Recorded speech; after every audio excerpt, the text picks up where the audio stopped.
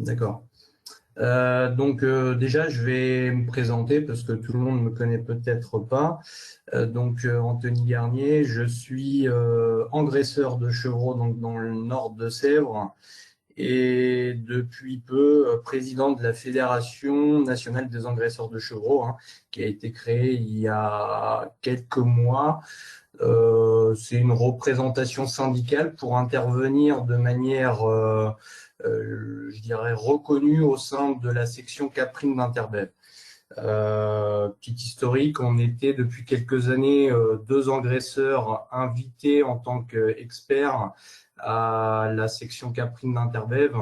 Et donc là, on a une vraie représentation de la filière de chevreaux au sein d'Interbev. Donc, il y a quelques éléments évidemment qui vont être partagés avec la présentation de Jean-Luc. Donc là, sur cette diapo, c'est voilà la filière de chevreaux, donc avec les différents maillons, naisseurs, engraisseurs, abatteurs jusqu'au consommateur. Donc en premier point, on va voir donc la structuration des engraisseurs. Pardon. Donc voilà, bon, ça c'est un diapo que Jean-Luc a montré tout à l'heure. Donc pour revenir effectivement sur le nombre d'engraisseurs par rapport à 2010, effectivement, il y en a moins. Il y en a moins même dans notre région Grand Ouest. Donc il serait évidemment intéressant de refaire un recensement. Nous, on était plutôt parti sur une cinquantaine d'engraisseurs. Dont une trentaine dans le Grand Ouest. Et il y a, on va dire, deux types d'engraisseurs. Il y a les engraisseurs spécialisés. Donc là, on est plutôt de l'ordre d'une dizaine, entre 10 et 15 sur le territoire français. Et après, donc, les autres engraisseurs qui ont une autre activité à côté, dont l'engraissement de chevreaux n'est pas forcément l'activité principale. Donc voilà, en 2020, création de la FNANC, Fédération nationale des engraisseurs de chevreaux, je l'ai souligné tout à l'heure. Également aussi donc plusieurs OP. Bon, il y a la CAVEB qui est un groupement, Terrena également, les chevriers d'Orwell qui existaient déjà également. Donc les chevriers d'Orwell, je crois que c'est plutôt sur cette zone-là. Et donc, dernièrement, suite à, on va dire, la crise Covid, donc l'AECGO, donc l'Association des engraisseurs de chevreaux du Grand Ouest, qui est en cours de reconnaissance d'OP. Donc ça, c'est plutôt une OP d'engraisseurs, c'est même pas plutôt, c'est que c'est une OP d'engraisseurs indépendants. Et c'est des engraisseurs indépendants sur ce bassin-là, hein, sur le bassin, on va dire, Nouvelle-Aquitaine, Pays de Loire. Structuration en vue d'une future contractualisation avec nos abatteurs.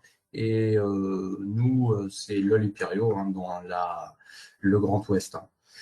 Donc, voilà. Donc là, c'est le schéma qui représente bon, la structuration. Donc la FNANC, qui est plutôt une représentation syndicale qui va inclure tous les engraisseurs du territoire français. Et donc là, il y a donc l'AECGO, donc c'est comme je viens de le dire, l'OP qui est en cours de reconnaissance. L'objectif, ce n'est pas de se dire on fait une OP pour les indépendants et cette OP-là négocie avec un quelconque abattoir, c'est plutôt d'aller vers une association d'OP. Donc l'OP des indépendants, l'OP de la CAVEB, ça a l'air plutôt bien parti, et après essayer d'englober un maximum de monde, tout simplement pour peser en termes de volume représenté. Donc là, 300 000 chevreaux, c'est plutôt ce que pourrait représenter la future AOP, donc à peu près la moitié des chevreaux français. Donc jusqu'à maintenant, on était tous individuels et de négociation avec les abattoirs, c'était un terme qui n'existait pas. Voilà, il y avait des prix, on avait, je dirais, que le droit de les accepter. chose qu'on veut changer, aller vers une contractualisation, donc prix et volume, pour avoir une visibilité. Donc, la première problématique, la problématique de l'aval, et Jean-Luc l'a souligné tout à l'heure, je dirais que si avec notre abattoir, ou nos abattoirs, on n'a pas de valorisation, on se retrouvera toujours dans une situation qui restera celle qu'on connaît actuellement. Donc, ça c'est pareil, Jean-Luc, tu l'as présenté tout à l'heure, on a quand même une grosse problématique de la saisonnalité, problématique qui tend à tous les ans à devenir, on se retrouve sur une concentration des volumes de plus en plus importante sur mars et avril, donc ça c'est pour les abattages, donc ce qui inclut des volumes de rentrée de chevreaux sur la collecte sur février et mars. Donc, on a une problématique de capacité en termes de place dans les bâtiments, capacité aussi humaine, et du fait, on pourrait se retrouver, peut-être pas l'année prochaine, mais plus tard, sur de la non-collecte due à une trop grosse concentration des animaux et des mises-bas, qui ne permettrait pas de ramasser tous les chevreaux, sachant que les bâtiments seraient saturés. Donc, on voit aussi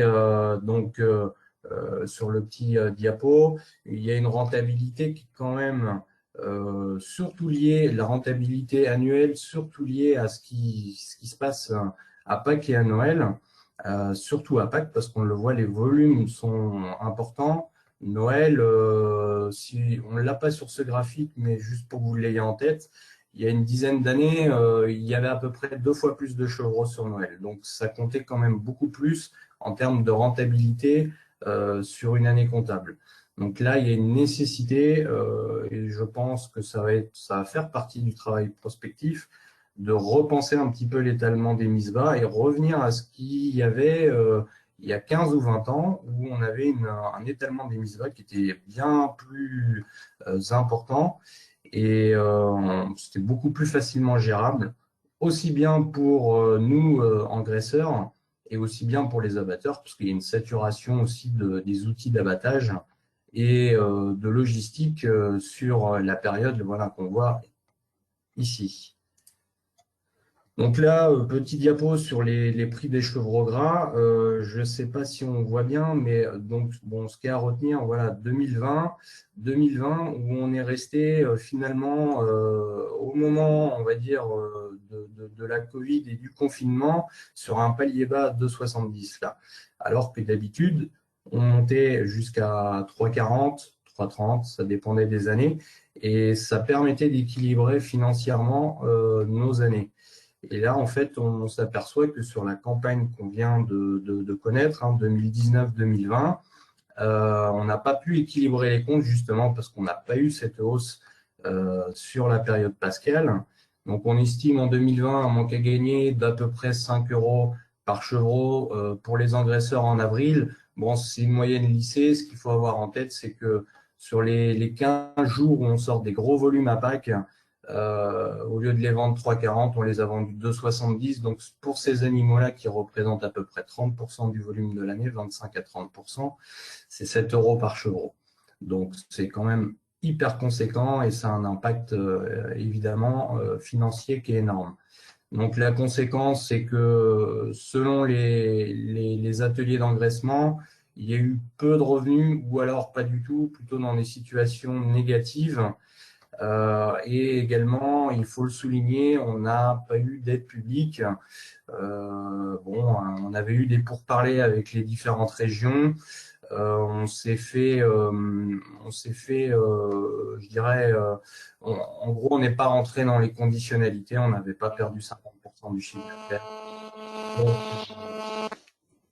Donc voilà, on n'a pas eu d'aide.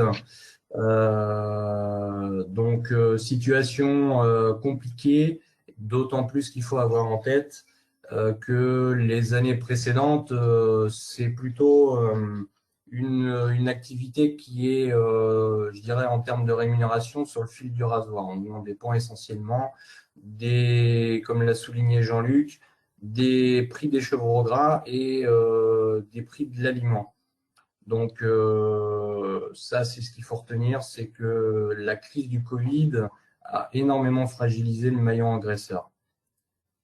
Donc, retour sur le coût de production estimé, donc de 90, évidemment, c'est une moyenne. Ça peut varier selon les investissements en cours, essentiellement. Bon, pour revenir pour le moyen du chevreau gras, voilà, la demande, elle est plutôt entre 8 et 11 kilos. Là, bon, c'est des petites estimations, hein. Donc, si le prix est à 3,40, donc comme normalement on a ce prix-là à Pâques, la marge nette est plutôt autour de 4 euros du chevreau. Donc là, il y a une petite coquille. Si le prix est à 3 euros, je pense, ou alors la marge nette approche 20 centimes, moins 20 centimes par chevreau. Bon, ce qui nous intéresse là, c'est si le prix est à 2,70, globalement, on est plutôt entre 2 et 3 euros de perte en termes de marge nette par chevreau. Et pour que vous l'ayez en tête, donc sur l'influence du coût alimentaire, donc si la poudre de lait augmente de 100 euros tonnes, le coût de production augmente de 90 centimes par chevreau.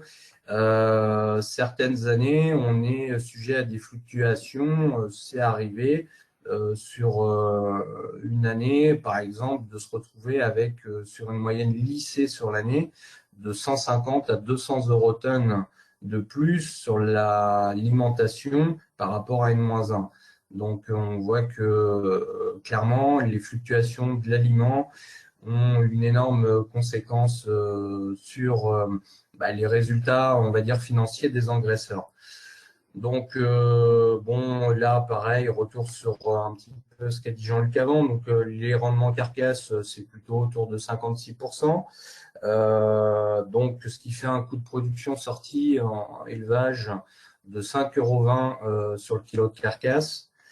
Bon, après, là, c'est plutôt des estimations. On manque un petit peu de données et de transparence. On estimerait un coût de production du chevreau sorti abattoir entre 6,50 et 7 euros le kilo de carcasse. Bon, ça reste une estimation. Je pense qu'on n'est pas très loin de la réalité. Et après, sur les prix de vente, c'est pareil. 8 à 10 euros le kilo de carcasse au distributeur. Mais les données qui nous manquent, c'est les prix de vente sur du chevreau congelé, parce qu'il y a quand même une part des animaux qui est vendu congelé. Donc, on manque un petit peu de données, de transparence des abattoirs là-dessus. Donc, ça reste des estimations, hein. Et donc, un prix de vente consommateur variant de 13 à 20 kilos, 13 à 20 euros le kilo, pardon, en GMS.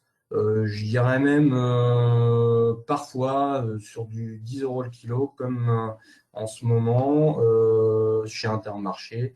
On est plutôt à 10 euros le kilo, mais c'est plutôt une opération pour essayer de dégager du volume. Donc ça, c'est le travail de l'IDEL donc, sur, je pense, le projet Valcabri. Donc, il corrobore un petit peu les chiffres, hein. Le chiffre de 2,90. Donc là, ce qu'il faut retenir, bon, il y a tous les éléments. Donc la poudre de lait, on le voit, hein, l'influence, hein, 11 euros par animal. Ce qu'il faut retenir, c'est que bon, voilà, le prix de revient par tête. Bon, là, on est à 37, mais bon, ça dépend du temps de travail également, ça dépend aussi du coût alimentaire, mais on voit bien qu'on est sur si on veut avoir un niveau de rémunération qui soit quand même intéressant, ce qu'il faut retenir, c'est qu'on a un coût de production qui est quand même au-delà du prix de vente moyen qu'on a habituellement. Bon, là, vous voyez, 3,20 €, c'était plutôt sur une période favorable, c'est quelque chose qu'on n'a pas connu cette année, en 2020, 3,20 €. Donc, je passe sur les prochaines diapos. Donc, la problématique amont. Jean-Luc l'a un petit peu évoqué. Donc, quel âge du petit chevreau, quel prix. Donc, par rapport à ça, sur la question du prix, il y a quand même une dépendance aussi vis-à-vis du prix du chevreau gras. Évidemment, si on n'a pas de valorisation au bout, on n'est pas capable de rémunérer correctement le petit chevreau. Donc là, prix moyen des chevreaux de 8 jours. Bon, 8 jours, hein, comme l'a dit Jean-Luc, ça peut varier de 3 à 15 jours. Donc ça, c'est en 2015, c'est pas forcément actualisé. Il y a des pratiques qui sont vraiment différentes selon les régions. Donc là, dans l'Ouest, on est plutôt sur des achats à 3 jours, donc sur des prix qui sont moins élevés, c'est ce qu'il faut retenir. Ils le sont moins qu'en 2015, hein, d'ailleurs, et sur d'autres régions, donc Midi-Pyrénées, Bourgogne, en PACA, donc Rhône-Alpes, tout ça, c'est plutôt sur de la collecte à 8 jours, 15 jours, avec un paiement au poids et non pas à la tête comme nous on le pratique. Et aussi, ce qu'il faut avoir en tête, c'est que c'est des chevreaux pour la plupart qui sont démarrés à la tétine, alors que nous, dans la région, on va dire Nouvelle-Aquitaine, Pays de Loire, on est plutôt sur 3/4 des animaux qu'on collecte qui sont laissés avec les mères. Donc, évidemment, on n'est pas sur le même type de collecte, donc ce qui explique quand même la différence entre les prix d'achat. Donc, actuellement, on est plutôt entre 2 et 4 euros par chevreau. Donc, enjeu prioritaire, ça c'est ce qu'on a ciblé nous. Donc, c'est évidemment l'âge. L'âge, bon, premier point, l'âge de l'animal. Il faudrait plutôt qu'on tende vers un système, on va dire, plutôt 8 jours, parce qu'on le voit et on le constate, c'est qu'on a une forte mortalité dans les premiers jours qui suivent la collecte, parce qu'on est sur des animaux qui sont très jeunes et vraiment fragiles. Et donc la qualité, donc ce qu'on dira dans la qualité des chevreaux de 3 jours, donc bon, évidemment, ça revient sur ce que je viens de dire, mais c'est aussi, je pense, quand, bon, ça demandera sans doute pas mal d'années, mais vers un pourcentage d'animaux qui soient démarrés à la tétine chez les naisseurs et avec tout ce qui est vraiment basique, prise de colostrum déjà, parce que c'est pas tout le temps fait, justement, quand il reste sous les mers. Donc, ça reste des choses très basiques, mais qu'il faut remettre en place. Et ça viendra par le biais aussi également de la charte de bonnes pratiques. Donc l'enjeu, bon, c'est sur la conduite en engraissement, donc c'est sur l'antibiothérapie. On sait que c'est une épée de Damoclès. On doit, dans les années à venir, baisser en consommation d'antibiotiques. Évidemment, si on veut baisser, il faudra une qualité de chevreau naissant rentrée qui soit différente. On ne l'a pas là, mais des relations qu'on peut avoir avec les engraisseurs qui sont dans le sud-ouest de la France, où ils sont plutôt sur un ramassage d'animaux qui sont justement, comme je le disais tout à l'heure, à la tétine et plus vieux, on voit qu'il y a quand même une utilisation des antibiotiques qui est moins importante. Donc, et je le disais, la charte de Chevreau qui sera au cœur de cet enjeu, parce que elle sera, je dirais, on aura un cadre qui sera mis au niveau national, donc on sera bien obligé, tous les maillons, de respecter ce cadre, et ça évitera justement certaines dérives sur des animaux ramassés trop jeunes par le biais de la concurrence entre les engraisseurs et de justement tirer vers le bas la qualité des chevreaux. Donc, avec cette charte, au moins, on aura fixé un cadre sur la collecte. Si tu peux, Euh, Anthony, s'il te plaît, il faudrait que tu ailles un peu plus vite, hein, pour conclure, hein. Comment? Si tu peux accélérer un petit peu, il ne faudrait pas Oui. tarder trop à conclure, s'il te plaît. Donc, diapo suivante. Donc là, sur ce qu'on disait, prix du chevreau 3 à 8 jours, ce qu'il faut retenir, hein, 2 à 3 euros donc sur la période printanière, 2 à 3 euros en ce moment au lieu de 6-8 euros. Donc ça, c'est par chez nous dans le Grand Ouest. Et là, c'est dans le Sud-Ouest où, voilà, comme je le disais, c'est un prix au kilo vif. Donc, ce qui est important à retenir, c'est la baisse du prix d'achat des chevreaux naissants actuellement.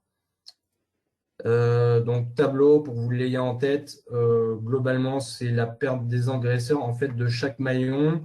Donc là, c'est chez le maillon naisseur par le biais de la baisse du prix d'achat où on est évalué à à 500 000 euros. Donc, ce qui fait une moyenne de 90 euros si on divise par le nombre de naisseurs.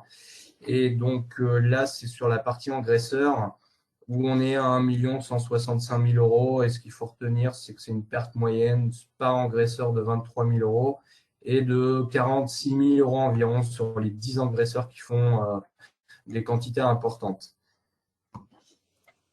Voilà, en conclusion, donc l'enjeu de cette structuration, donc suivi de la conjoncture et de la situation des engraisseurs suite à la crise Covid, qui n'est d'ailleurs toujours pas terminée, structuration des engraisseurs, donc en Grand Ouest avec l'OP et la future AOP, avec la contractualisation avec nos abatteurs. Et donc aussi actuellement avec la participation via la représentation des engraisseurs de la FNANC au chantier de prospective Interbev. Et après, en dernier point, le projet collectif donc économique sur le prix des chevreaux sur l'avenir et donc inévitablement sur les chevreaux gras. Et technico-éco, transparence des marges par acteur, donc abatteur compris, ça c'est plutôt les données qui nous manquent. Et donc dans la technique, voilà, des chevreaux plus âgés au niveau de la collecte, conduite d'élevage à travailler donc avec la mise en place de la charte chevreau et donc le lissage des périodes de mise bas avec une moins importante concentration des mises bas. Et donc commercial, donc bon, ça c'est une reconquête, on va dire, sur le consommateur, où il y a un gros travail à mener. Voilà, merci à tous.